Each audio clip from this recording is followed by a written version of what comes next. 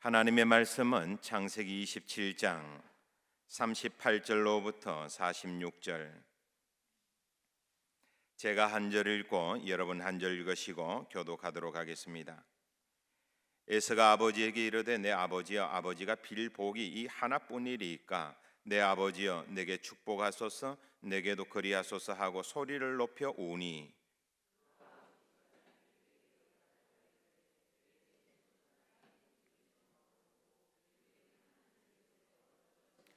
너는 칼을 믿고 생활하겠고 내 아우를 섬길 것이며 내가 매임을 벗을 때에는 그 멍에를 내 목에서 떨쳐버리라 하였더라.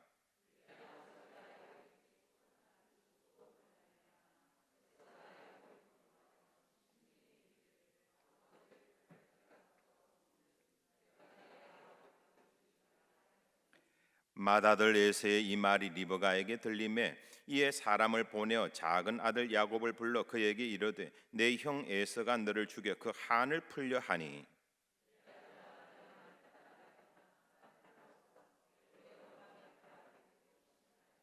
내 형의 노가 풀리기까지 몇 날 동안 그와 함께 거주하라.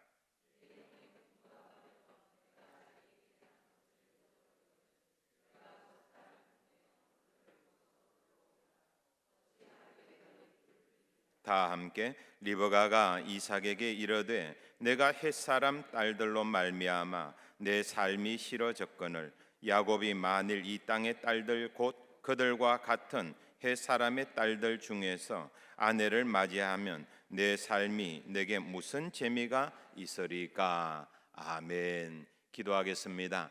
하나님 아버지, 유년부의 선생님 한 분 한 분을 예수 그리스도의 이름으로 축복합니다. 그리스도의 보혈로 가득 채워 주셔서 저들이 섬기는 그 자리가 천국이 되게 하시고 저들이 섬기는 그 모습 한 분 한 분이 예수 그리스도의 형상이 되게 하옵소서. 오늘도 하나님의 말씀을 함께 나누고자 합니다. 성령께서 이 자리에 임재하여 주시기를 원하옵고 예수님 이름으로 기도하옵나이다. 아멘. 인생 살다 보면은 내 앞길을 가로막는 사람, 걸림돌 되는 사람 만날 때가 많이 있습니다. 다윗은 골리앗이라고 하는 걸림돌 만났고 사울 왕이라고 하는 걸림돌 만났습니다. 이 사람들을 걸림돌로 생각할 때에 내 인생의 비전은 없고 미래는 상실되게 되죠. 그런데 다윗은 골리앗이라고 하는 걸림돌을 걸림돌에 그치지 아니하고 디딤돌로 삼아버립니다.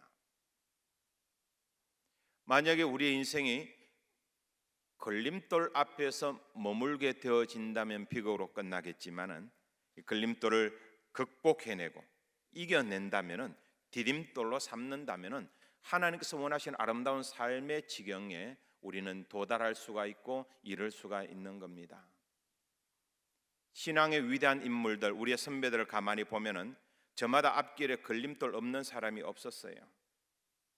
그들 앞에 골리앗과 같은 대적이 있었고 그들 앞에 도저히 감당할 수 없는 사울과 같은 대적들이 있었습니다.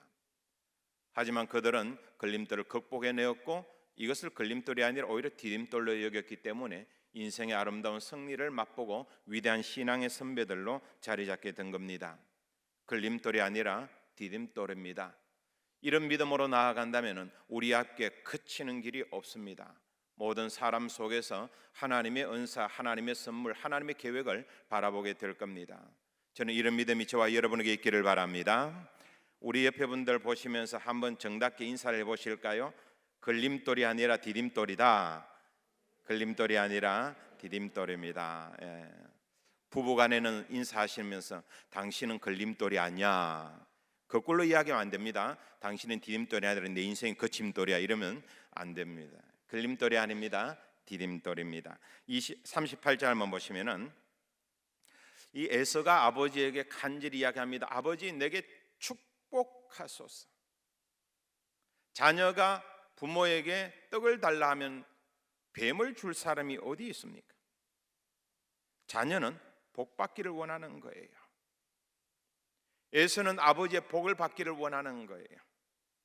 짜투리 복이라 할지라도 아버지가 자기에게 복 내려주기를 원하는 거예요. 자는 아버지의 복을 받기를 원합니다. 그게 자녀의 위치이고 자녀의 자세입니다. 근데 이 복을 달라고 하는 마음이 울분으로 가득 차 있습니다. 화로 가득 차 있습니다. 분노로 가득 차 있습니다. 그냥 복만 달라고 하는 거예요. 무엇 때문에 이렇게 흐트러졌는지 그 원인을 찾아보기는커녕 그냥 나에게 줄 것을 내가 당연히 차지해야 될 거니까 내가 얻어야 할 건 내 몫을 나에게 달라고 요청만 하고 있는, 강요하고 있는 셈입니다. 오늘 낮에 모차르트와 살리에리에 대한 이야기를 잠깐 했었죠. 사실은 영화는 허구의 산물이라고 했습니다. 진실은 조금 다를 수가 있습니다. 살리에리 그렇게 나쁜 사람 아니었고 그렇게 질투심에 지배당했던 사람 아닙니다. 괜찮은 사람이에요. 하워링 나는 거 조금 접지를 살펴보시면 좋겠어요. 그런데 이렇게 살리에리라고 하는 사람이, 역사 속에 있었던 살리에리라고 하는 사람은 대단히 괜찮은 사람이었고 후학들을 양성하는 사람이고 진짜 실력이 좋았던 사람이었고 사람들에게 평판이 괜찮았던 사람입니다. 하지만 모차르트가 죽고 난 다음에 이 전체적인 분위기가 민족주의 성향이 앞서게 되어집니다. 민족주의 성향이 앞장서다 보니까 모차르트는 비엔나 사람이죠. 오스트리아 사람이에요. 그러니까 모차르트에 대한 사람들의 관심도는 점점 높입니다. 하지만 살리에리는 이탈리아 사람이에요. 외국 사람이란 말이에요. 살리는 의도적으로 낮추게 되어집니다. 이런 과정 속에 살리에리에 대한 못된 나쁜 소문들이 들게 되어지는데, 모차르트가 죽었을 때 독살의 흔적이 나타나니까 살리에리가 독살했다라고 하는 소문이 들리게 되어집니다. 마음이 얼마나 아팠는지 몰라요. 검증되어진 사실은 아닙니다. 하지만 그렇게 만들어가면은 한 사람을 억울하게 만드는 건 순식간의 일입니다. 조금 더 시간이 지나가지고 러시아의 위대한 시인 푸시킨이라고 하는 사람이 있습니다. 삶이 그대를 속일지라도 하는 시로 유명하죠. 이 푸시킨이라고 하는 사람이 모차르트와 살리에르라고 하는 단막극을 적게 됩니다. 그 기초는 어디에 있느냐 하면은 살리에르가 모차르트를 질투했다라고 하는 기초 위에서 이 단막극을 기록하게 되죠. 가장 피해를 보게 만든 것은 영화 아마데우스입니다. 사실 이 아마데우스 때문에 살리에리에 대한 사람들의 평판과 사람들의 기준 자체가 완전히 달라져 버리고 질투의 화신으로 살리에리를 그렇게 만들어 버렸습니다. 자, 이 영화에서 그 마지막 결미에 보면은 살리에리가 미쳐서 정신이 나가버려요. 제정신이 아닙니다. 질투에 너무 심하게 듣다 보니까. 살리에르가 누구냐 하면은 하나님 잘 믿는 사람이어서 위대한 작곡가죠. 작곡을 하면서도 하나님의 영광을 위해서 작곡했던 사람입니다. 그런데 그 하나님의 영광을 위해서 작곡했던 위대한 신앙의 사람이 질투심에 미쳐버리니까 마지막에는 하나님께 저주하고 되어듭니다. 하나님, 왜 모차르트에게는 저런 재능을 주시고 저에게는 안 주십니까? 이게 그의 항변이었어요. 하나님은 누구나 다 사랑하시는 분인데 질투에 사로잡히다 보면은 그 눈이 가리워지게 되고 질투에 사로잡히다 보면은 그렇게 자기 자신을 멸망시키는 비극으로 달려갈 수밖에 없다는 것을 우리는 이 이야기를 통해서 어느 정도 알 수가 있습니다. 분노할 수 있죠. 하지만 분노가 마음의 또아리를 틀도록 만들면 안 되는 겁니다. 죄를 지배하라고 했습니다. 저는 여러분들이 질투의 감정과 죄악의 감정 모든 것들을 지배할 수 있는 하나님의 사람 되시기를 바랍니다. 39절에 보면은 아버지 이삭의 축복 기도가 나오는데 이 축복 기도는 가만히 보면은 저주의 내용이지 축복의 내용이 아니에요. 거기 보면 이렇게 나옵니다. 내 주소는 땅의 기름짐에서 멀고 기름진 땅에서 살라고 해도 뭐한데, 기름짐에서 멀다고 하는 말은 척박한 땅에 살 것이라는 말이잖아요. 하늘 이슬에서 멀 것이다. 중동 지역에는 강수량이 약하다고 했습니다. 강수량이 약하다 보니까 메마른 땅입니다. 메마른 땅이다 보니까 이슬로서 살아갈 수밖에 없습니다. 그런데 이슬조차도 내리지 않는 땅이 이 땅이 될 것이다. 이렇게 이야기하는 게 이게 축복입니까? 저주입니까? 그럼 왜 아버지는 아들 에서를 이렇게 저주했을까? 우리가 잘 살펴봐야 됩니다. 실제로 이 예언대로 에서의 후예되는 에돔 족속들은 어디에다가 자리를 터느냐 하면은 요단강 이 중심으로 해서 사해 동남쪽에다가 세일산 주변에다가 자리를 잡게 되어집니다. 이 팔레스타인에서 가장 척박한 땅, 가장 메마른 땅이 바로 그곳입니다.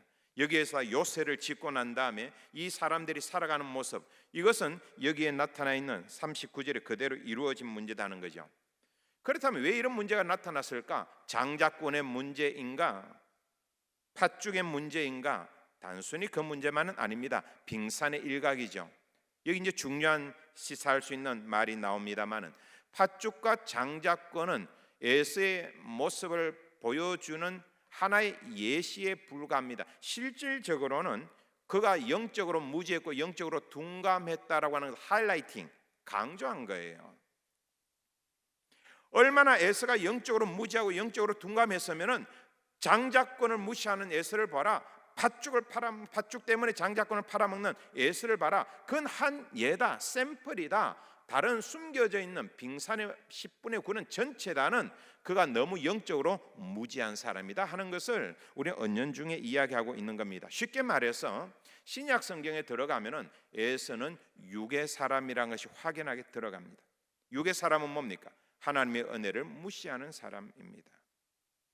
하나님의 은혜를 무시하는 에서와 같은 육의 사람은 하나님과 단절되게 될 것이고 하나님의 축복과 단절되게 될 것입니다. 그러므로 여기에 있는 39절은 단순히 에서를 향한 말이 아니라 이것은 훨씬 더 확장되어져 가지고 육에 속한 사람들에게 임하는 예언의 말씀이라고 하는 것을 우리에게 말해줍니다. 육에 속한 사람은 땅에서 농사를 지어도 기름짐과 멀 것이고 그가 거주하는 땅에는 하늘의 이슬에서 멀게 될 것입니다. 영에 속한 사람은 반대가 되겠지요. 저는 여러분들이 육에 속한 사람이 아니라 에서에 속한 사람이 아니라 영에 속한 사람, 야곱에 속한 사람이 되기를 바랍니다. 40절에 보면은 너는 칼을 믿고 생활하겠고, 에서와 그 자손들은 칼을 생계수단으로 삼습니다. 폭력, 내 주먹을 믿어라 라고 하는 사람들입니다. 이 사람들은 세일산에다 높은 산에다 성곽, 요새, 도시를 만들고 난 다음에 주변에 있는 나라들을 침략해가지고 약탈하는 것으로 생활을 유지했습니다. 약탈자예요. 이런 사람들이 에서의 후예가 되는 셈입니다. 그 다음에 다시 한번 40절에 보면은 너는 칼을 믿고 생활하겠고 내 아우를 섬길 것이며, 아우가 누굽니까? 야곱이죠. 야곱의 12아들이 12지파를 이루게 되어지죠. 이 12지파가 이룬 것이 이스라엘이 됩니다. 결국 에돔 국가, 에돔 왕국은 이스라엘의 지배를 받게 될 것이다. 다시 한번 40절 봅니다. 우리 다 같이 40절 한번 읽어보겠습니다. 시작.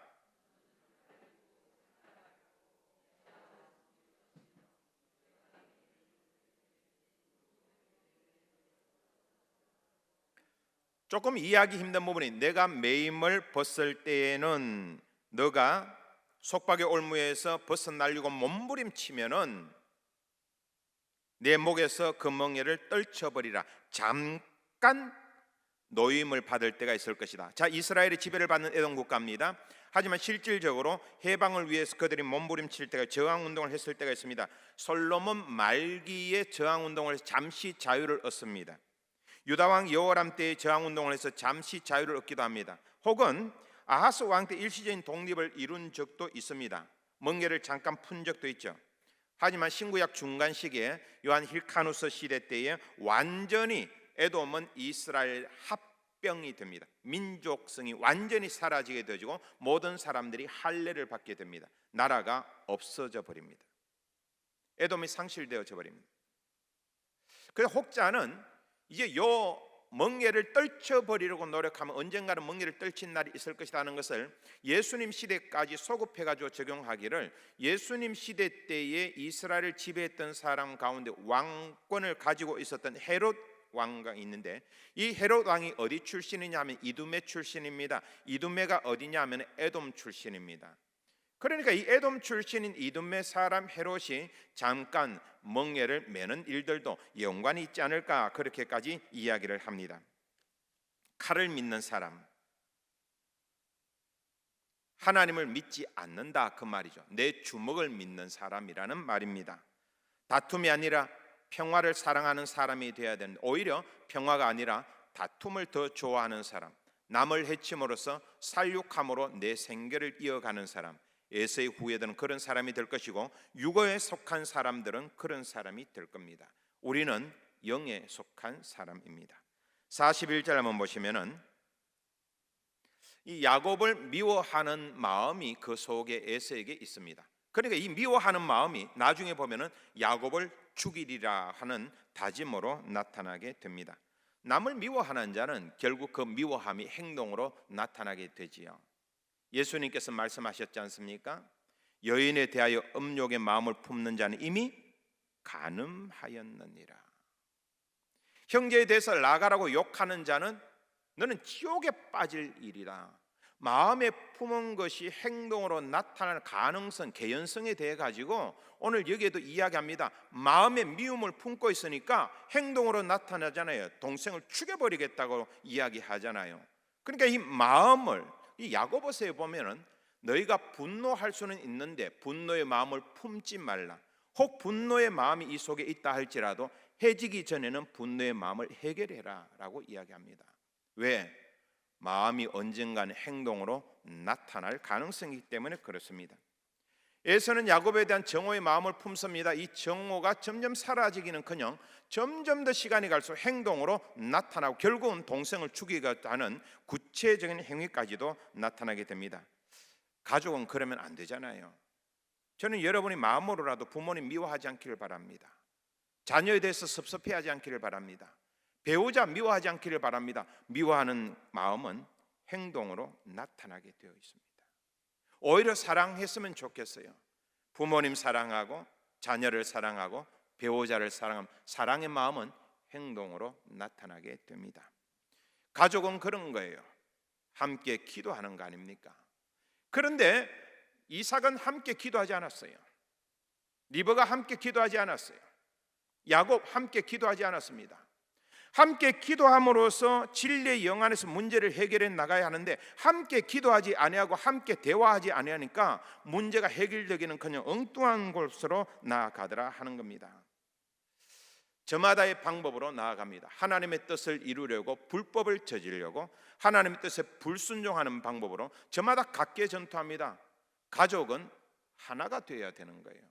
함께 기도하고 함께 대화하는 가운데 한 방향을 향해서 함께 손을 잡고 나아가는 거예요. 믿음의 뿌리가 같다면은 외벽을 두르는 사랑의 울타리도 같은 거여야 되는 거예요. 그럼 그가 바라보는 소망의 지붕도 같은 방향이어야 되는 거예요. 왜 달라야 하는 겁니까? 왜 각계 전투하는 겁니까?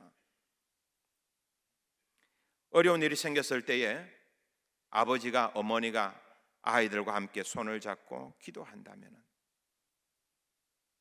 그러면서 문제를 해결해 나가는 방법을 배운다면은 하나님께서 임재하시고 하나님께서 해결하시고 하나님께서 우리의 문제에 간섭하신다는 것을 어릴 적부터 아이들과 함께 기도하는 가운데 아버지도 배우고 어머니도 배우고 아이들도 배운다면은 이것이야말로 신앙적인 가정의 가장 아름다운 모습이 됩니다.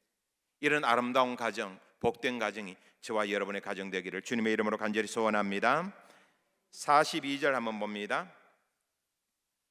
42절 우리 다 같이 한번 읽어볼까요?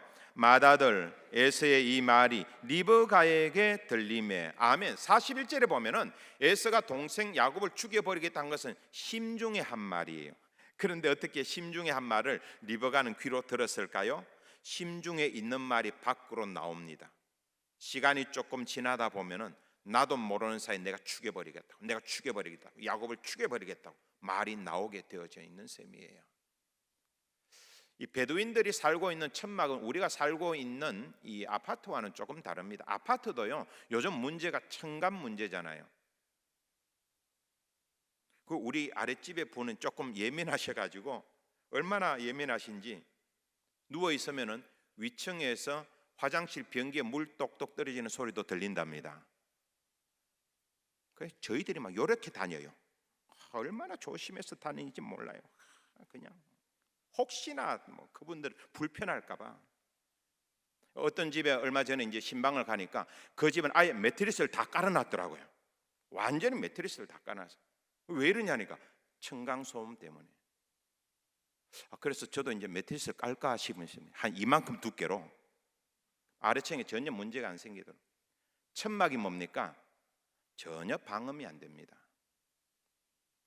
이 베두인들이 살고 있는 천막의 이름 한번 가보시면은 이 천막은 거실과 침실과 뭐 부엌 별로 차이가 없어요. 그게 그거예요. 소리 방음도 안 됩니다. 에서가 혼자 중얼거리는 소리 어머니 리브가가 다 듣죠.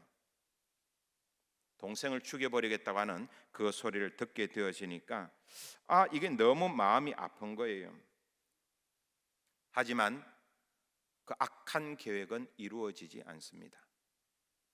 이 페르시아의 제상 하만이 모르드게를 죽여버리려고 음모를 꾸미지 않으며 많은 돈을 들입니다. 심지어 유대인들을 말살하려고 하는 제노사이드, 민족 말살 정책까지 하고 제비를 뽑아가지고 그 날짜까지 정합니다.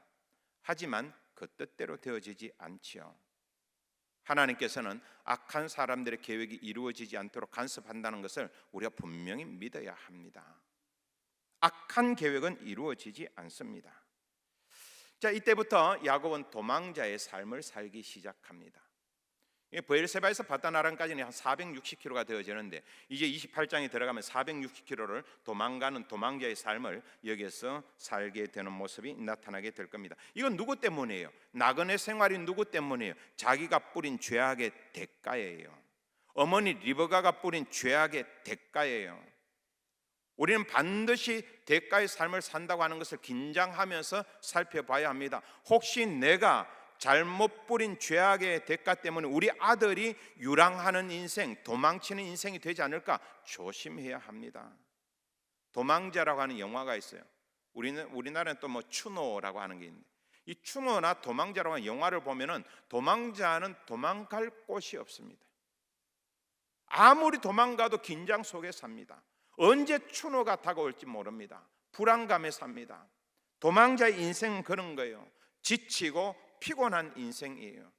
야곱의 인생은 앞으로 지치고 피곤한 인생이 될 겁니다. 그래서 어떤 사람들은 우리 사회를 도망가는 사회라고 이야기합니다. 부인에게서 남편이 도망가고 남편에게서 부인이 도망가고 아버지에게서 자녀들이 도망가고 자녀들에게서 아버지가 도망가는 사회, 전부 도망가는 사회예요. 요나 하나님으로부터 도망가는 사람 아닙니까? 탕자 아버지로부터 도망가는 사람 아닙니까? 아버지로부터 도망갔더니만 그 나머지 비극적인 인생은 뭐예요? 돼지가 먹는 쥐염 열매 먹으면서 살더란 거예요. 이게 도망자의 인생입니다. 31장에 들어가면은 야곱이 또 외삼촌 라반의 집에서 또 도망쳐요. 그냥 일생 도망자의 삶이에요. 도망치는 사람들입니다. 하나님으로부터 도망가면 갈수록 죄인의 삶은 비극적으로 되어갈 뿐입니다. 사실 리브가의 입장에서는 자기는 변명할 수 있어요.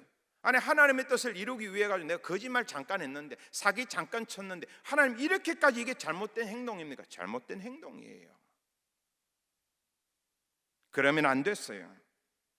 리브가는 자신의 잘못에 대해서 혹독한 대가를 치르는 겁니다. 죄의 삭선 사망이라고 했습니다. 저는 여러분들이 잘못 저지른 죄의 대가 때문에 여러분의 자녀가 도망치지 않았으면 좋겠어요. 여러분의 배우자가 도망치지 않았으면 좋겠어요. 혹독한 죄의 대가를 반드시 지불하게 되어져 있습니다. 43절 리브가가 아들에게 말합니다. 너 빨리 라반에게로 피신하라. 44절 내 형의 노가 풀리기까지 몇 날 동안 그와 함께 거주하라. 리브가는 몇 날만 지나면 형의 노가 풀릴 줄 알았습니다. 착각이었죠. 생이별이었습니다. 우리나라가 이 남북 전쟁이 6.25 전쟁이 일어났을 때 저 북한에 계시는 이북에 계시는 분들이 가족끼리 생이별하는 순간을 저는 참 이야기 많이 들었어요. 그분들이 동일하게 하는 소리가 뭐냐 하면은 아버지는 잠깐 여기 계시고 어머니는 잠깐 내려갔는데 영영 생이별. 이게 천만이에요. 그렇게 생이별을 할 줄 누가 알았겠어요? 아무도 모릅니다. 사람의 계획대로 되는 게 아니에요. 하만은 유대인들을 죽이기 위해서 날짜를 뽑습니다. 제비를 뽑습니다. 그래가지고 12월 13일 14일이 6월절을 상징한다면 13일은 6월절 바로 전이에요. 근데 1월 13일 정하기를 딱 11개월 뒤에 12월 13일 날 유대인들을 말살하는 제노사이드를 결정하게 되어집니다. 근데 그대로 되나요? 안 되잖아요. 100% 유대인 말살 계획이 이루어져 완벽하게 함정이 만들어졌지만은 하나님이 개입하시니까 오히려 멸망의 날이 구원의 날로 바뀌지 않습니까? 리브가 생각대로 되는 거 아닙니다. 영영 아들을 못 만납니다. 생이별을 하게 되어집니다. 사람이 마음으로 길을 계획한다 할지라도 그 일을 이루시는 분 하나님이라고 했습니다. 우리가 할 일은 하나님의 뜻에 민감하게 귀를 기울이는 일이고, 그러면서 우리의 수정, 우리의 잘못되고 왜곡되어진 길을 빨리 수정해가지고 제자리로 돌아오는 게 중요합니다. 하나님의 음성에 예민한 저와 여러분 되시기를 주님의 이름으로 간절히 소원합니다. 45절 같이 한번 읽어봅니다. 내 형의 분노가 풀려 내가 자기에게 행한 것을 잊어버리거든 내가 곧 사람을 보내어 너를 거기서 불러오라. 어찌 하루에 너희 둘을 잃으랴. 아멘. 비극의 결정판입니다. 리브가의 비에 어찌 한날에 너희 둘을 잃겠느냐. 이 말은 뭡니까? 이미 아들과는 거리가 멀어졌다는 걸 암시하죠. 엄마는요, 그 애가 아무리 불효를 저지르고 그 애가 아무리 나쁜 일을 해도 내 자식이고 내 새끼입니다. 근데 이런 말을 한다는 건 비애지요, 슬픔이지요.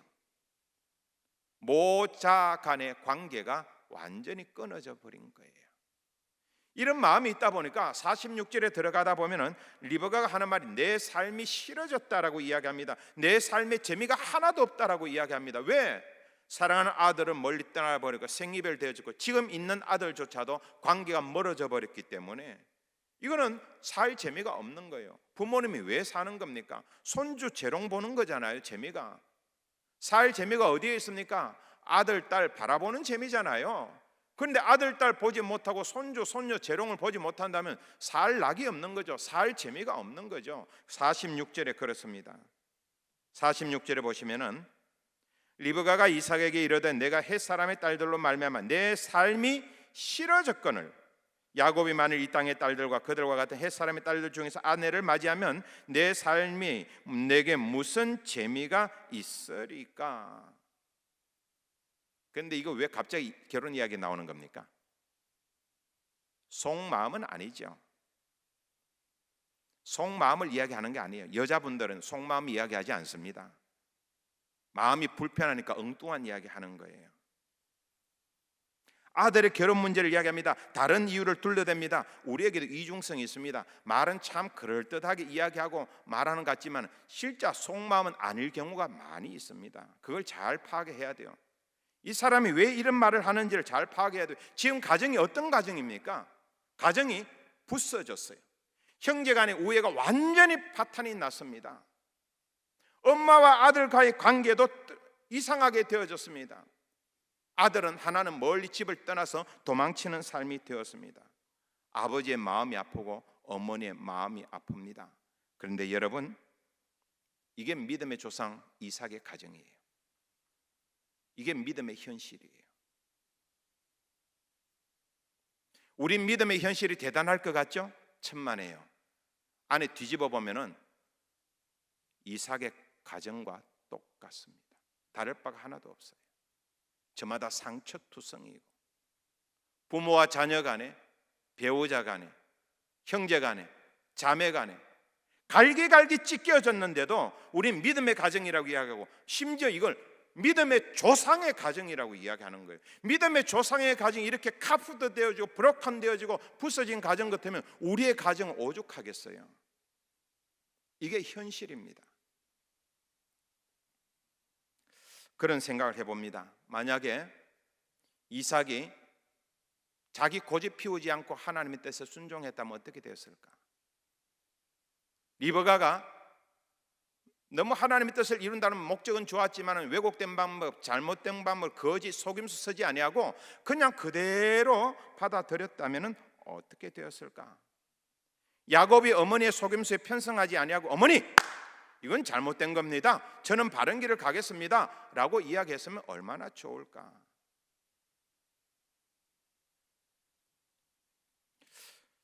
우리 교회에 계시던 전도사님 한 분이 장학금 신청을 했어요.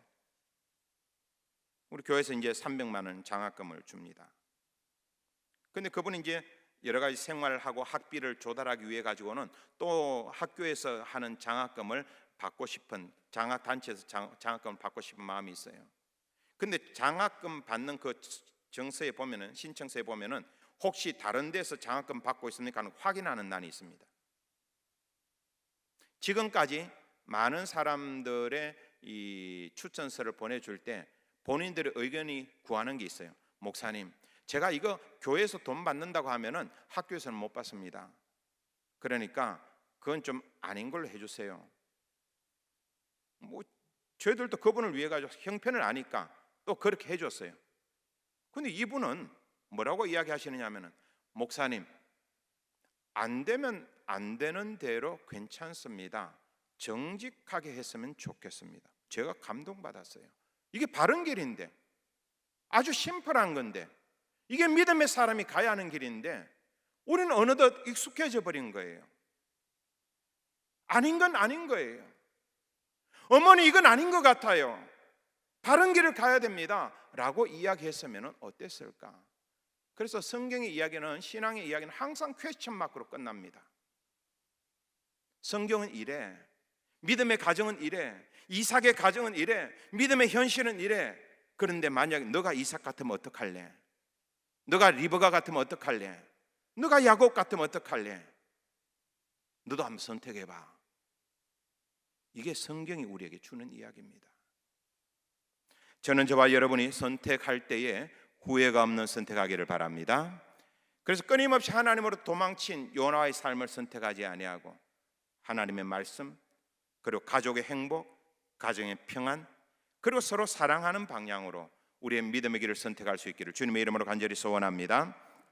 기도드리겠습니다. 하나님 아버지, 오늘도 귀한 말씀 주시니 감사합니다. 끊임없이 도망치는 사람들 속에 우리도 역시 있을까 두렵습니다. 우리는 가장 완벽하다고 생각했던 믿음의 조상의 가정, 이삭의 가정, 믿음의 현실은 너무나도 힘들고 우리의 마음에 상처를 주며 실망감을 안겨줍니다. 우리는 과연 이삭의 입장이라면, 우리는 과연 리브가의 입장이라면, 우리는 과연 야곱의 입장이라면 어떻게 행동할 수 있을까? 우리의 선택에 후회함이 없도록 성령님 간섭하여 주시고, 조금씩 우리의 삶이 예수님 닮아갈 수 있도록 주님 역사하여 주시옵소서. 내일부터 시작되어지는 한 주간의 삶에 사람들을 대할 때 실수하지 않게 하여 주시고, 사람들을 대할 때 악에 물들지 않게 하여 주시고, 사람들을 대할 때 내 욕심이 선행하지 않도록 하여 주옵소서. 거룩한 목적 신앙을 이야기하면서도 뒤에서는 거짓과 속임수에 익숙한 사람 되지 않게 하여 주시고, 끝까지 올곧은 길을, 정직한 길을 걸어갈 수 있는 하나님의 백성 되게 하여 주시옵소서. 예수님 이름 의지하고 기도하옵나이다. 아멘. 지금은 우리 주 예수 그리스도의 은혜와 하나님 아버지의 극진하신 사랑과 성령의 교통하심과 감화 인도 충만하심이 하나님의 친백성들 머리 위에 이제로부터 항상 함께 하시기를 간절히 축원하옵나이다. 아멘.